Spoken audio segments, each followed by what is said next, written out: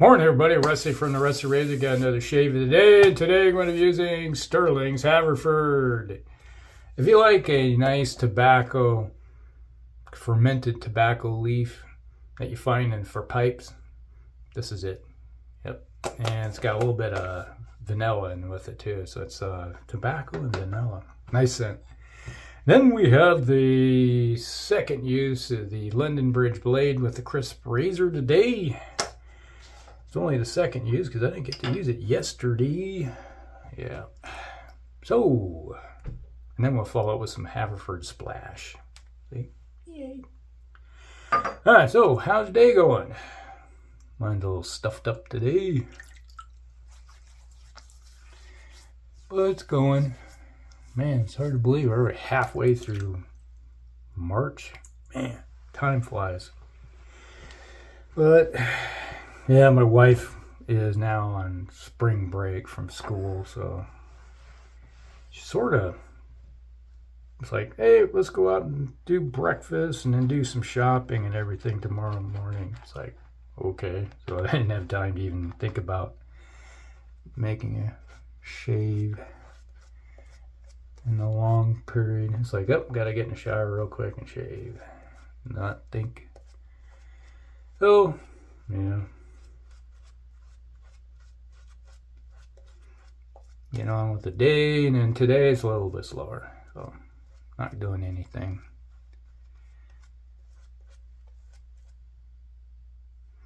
Smells good, man. Oh, but if it sounds like my nose is stuffed up, because it is.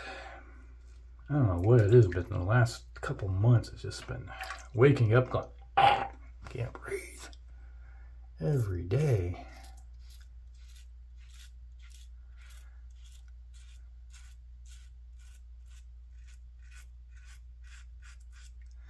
Yeah, this Krisp razor, it's not a bad little razor. Not overly aggressive, but not mild by any means. It's kind of like an Edwin Jagger head for aggressiveness.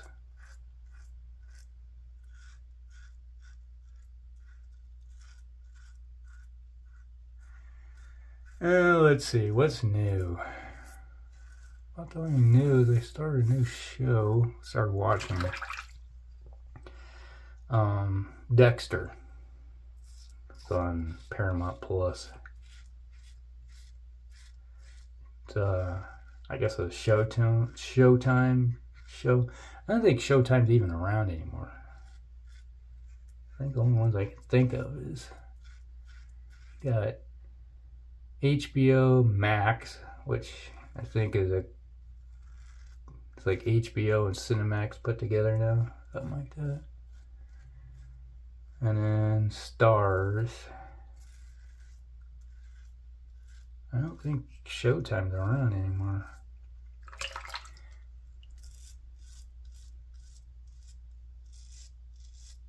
But the show takes place in Miami. I didn't even know it existed until I was like, the other night I was tooling around trying to figure out something to watch. And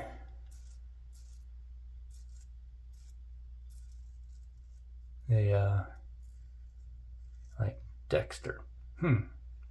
I'll give it a shot. It's like, looked at it, it's like, oh, it's got a lot of seasons, so it's been around for a while. And there's 2 other seasons that are not, or they're related to it, I guess, but take place later on. I did a little bit of research before I started watching it, but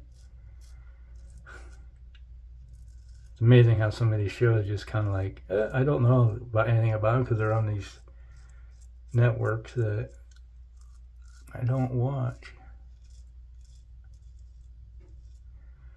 Another show that's on there is Billions. I have to watch that one too, see what that was about. But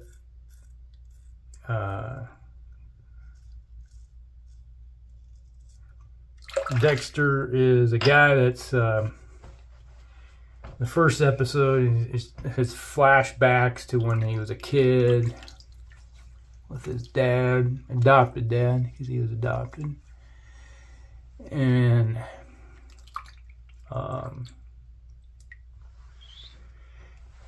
but in normal time frame, he's a tech with the Miami Police Department, where he is a blood splatter analysis guy that looks at crime scenes and looks at the blood splatter and determines what happened. You know, everybody thinks he's a weirdo. You're probably right.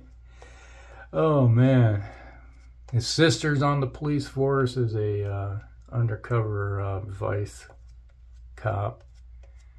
Plays a prostitute.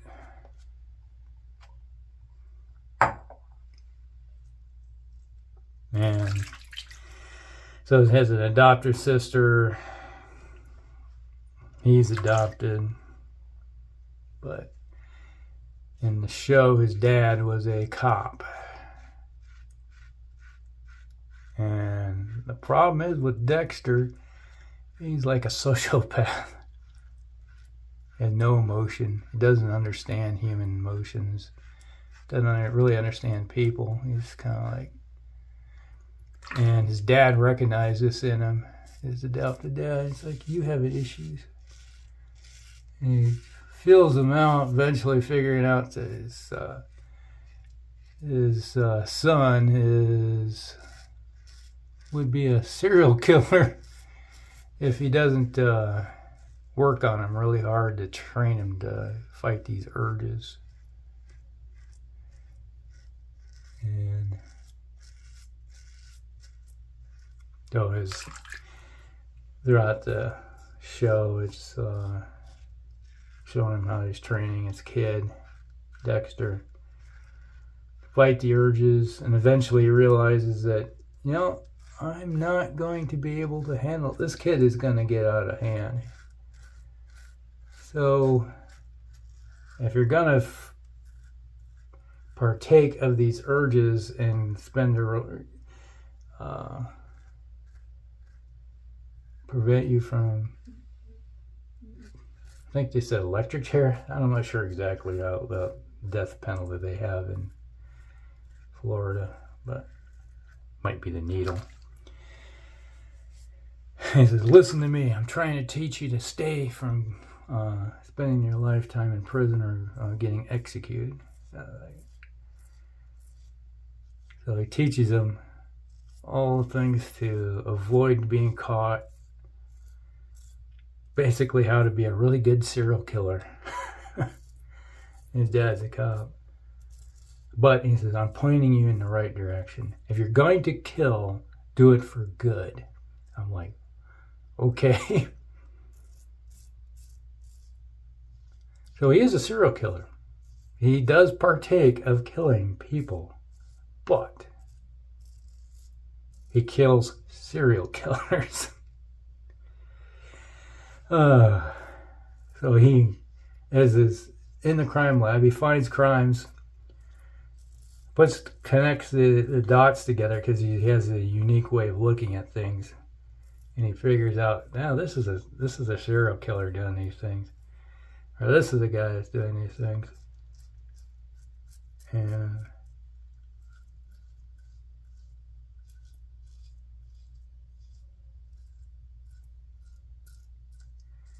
so he'll find a person that's doing crimes like that, hunts them down, and then executes them and gets rid of the body. This is the perfect crime. I'm doing society a favor, and I'm taking care of my dark urges at the same time. Wow. I don't know why I've never heard of this show before, but yeah, there's a lot of shows out there I never heard of. You know, because a lot of them are on these channels you never see or watch anything on them. It's like my wife and I last summer we watched what was it? Suits. We watched Suits. Watched all the seasons of that. Neither one of us even heard of the show until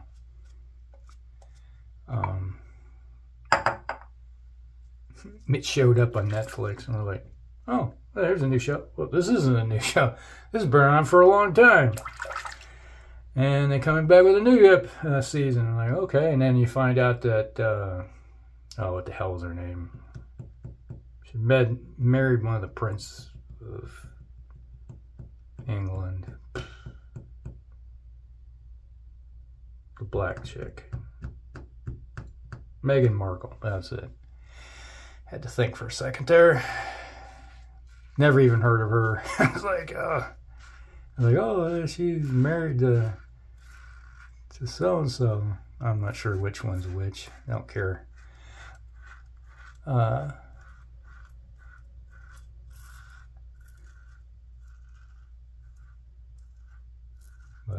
that's the thing, is that most Americans could give a rat's ass about royalty. And it's like, you listen to the freaking press around here, they always say, oh, it's like, always trying to make it like it's, royalty of our presidencies and stuff like that. Pfft, yeah, who gives a crap? But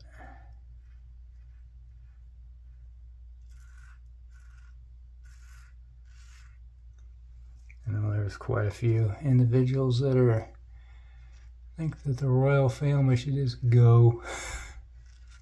It's individuals that live over there. It's like their usefulness is, other than just being, what are they, just figureheads? It's like, do they even do anything other than suck money from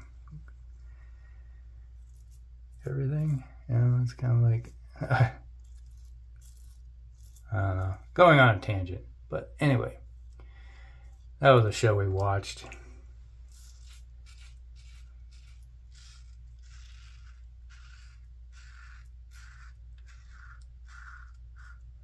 So typically, wife and I are, if it isn't on the usual NBC, ABC, CBS, or Netflix, or Amazon, it's stuff shows up on Hulu, because we got Hulu too, and Disney. But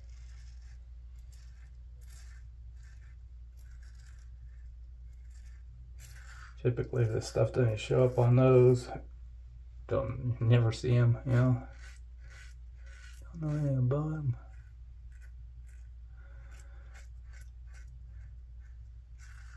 So I'm just curious. The show Dexter. I watched like 4 episodes, maybe 5. Kind of blends together, but there's a serial killer who knows who Dexter is as a serial killer, and he's playing cat and mouse with him.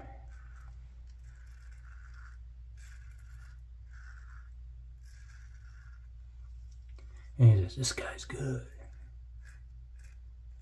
I got my work cut out trying to find this guy. He's kind of impressed. It's like, oh, he could have gone to the cops and let him know that he's a serial killer, but he's not. Does he admire me? Does he think this is a challenge?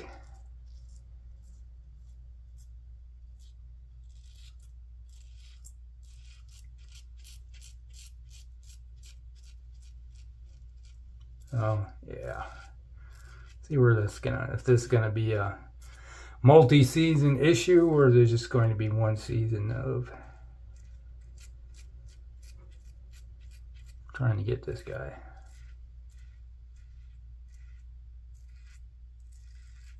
Kind of intriguing. And the other thing is that he doesn't understand human emotions, and he's got a girlfriend. The only reason I date her because she's broken. Is her husband and abuser, wife beater, piece of shit. She has a couple of kids. I have a code. I don't mess with kids. Don't kill kids.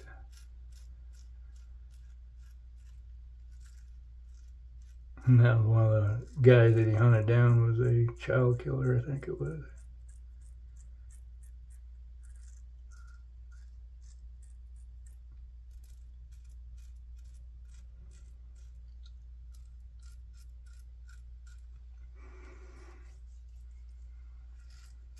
That's an intriguing show.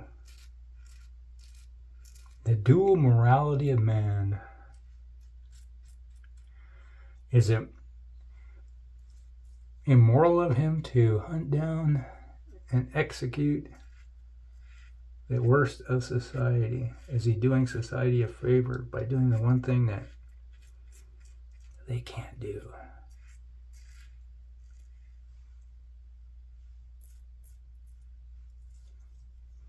So, interesting. I don't know if anybody's watched it. Let me know. Speaking of, there's a affiliate link down below to the razor company. So, if you need anything from the razor company,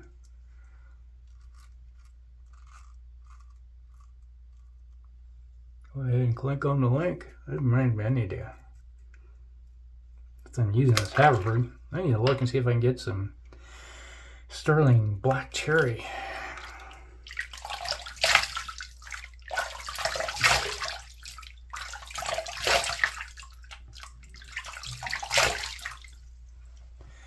Make some, gosh, when was it? Last year? We did a smash up of Stirling Black Cherry and Haverford together. Oh, man, it smelled good. Combine those two together. I love Black Cherry. I like this Haverford. Together, it just reminds me of a lot of cherry pipe tobacco.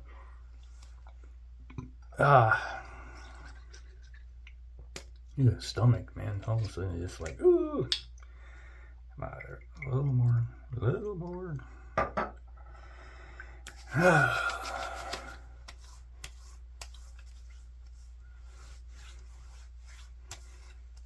Man, this stuff lasts a long time. Tonight, I'd be sitting there watching TV tonight at 10 o'clock or 11 o'clock, and I'll still smell this Haverford on me. It's like, it lasts. It's like when I shave with this stuff, my wife will come home from work and go, "You still smell like it." And it's like, she's home now, so she's like, "Ew, you used that stuff." Yes, I did. Well, you know, a little lotion on the face. There we go. Nice little shave. Alright. Wind picking up all of a sudden.